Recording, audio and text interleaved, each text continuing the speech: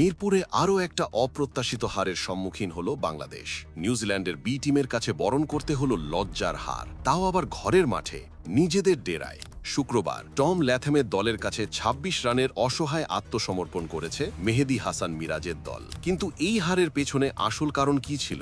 ব্যাটারদের দায়িত্বজ্ঞানহীন ব্যাটিং, নাকি স্লোইশ পিচে ভুল কম্বিনেশন? ঠিক কোন জায়গাতে ম্যাচটা হাতছাড়া হলো টাইগারদের? নিউজিল্যান্ডের এই দলটায় কিউইদের মূল ১৫ জন ক্রিকেটারের একজনও নেই। কেউ আইপিএলে, কেউ পিএসএলে ব্যস্ত।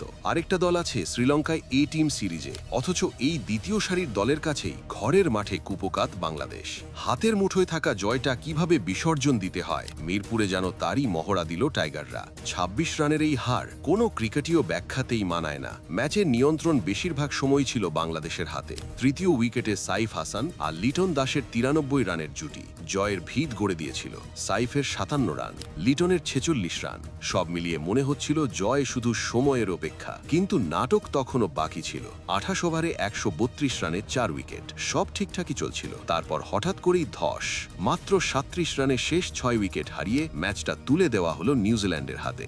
এক প্রান্তে লড়াই চালিয়ে গেলেন তৌহিদ হৃদয়, ৬০ বলে ৫২ রান, দুর্দান্ত ইনিংস। কিন্তু অন্য প্রান্তে ব্যর্থতা। কাপ্তান মিরাজ ১৪ বলে ৬ রান, রিশাদ, তাসকিন শুধু আসা যাওয়া। ৪৪ ওভারে দরকার ছিল ৩৬ বলে ৫৩ রান। আজকের ক্রিকেটে যা অসম্ভব কিছু না, কিন্তু ভুল শট, গেম সেন্সের অভাব আর অযথা উইকেট বিলিয়ে দেওয়া, এসবই ডুবিয়েছে বাংলাদেশকে।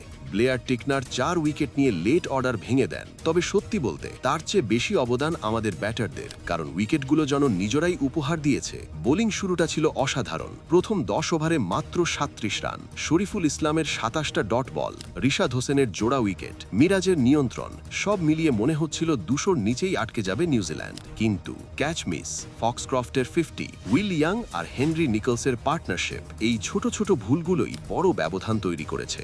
নিউজিল্যান্ডের মূল দল ছাড়াই যদি এই অবস্থা হয়, তাহলে সামনে বড় টুর্নামেন্টে কি হবে? সাইফ হৃদয়ের ৫০ কি তবে বিফলেই যাবে? কেন বারবার জয়ের এত কাছে গিয়ে খেই হারায় বাংলাদেশ? আপনার মতে এই হারের জন্য দায়ী কে? মিডল অর্ডারের ব্যাটিং ধস, নাকি অতিরিক্ত আত্মবিশ্বাস? কমেন্টে জানান আপনার মতামত। খেলার সব আপডেট পেতে সাথে থাকুন। বেল আইকন চাপতে ভুলবেন না। স্পোর্টস বাংলা, খেলার উত্তেজনা আপনার ভাষায়।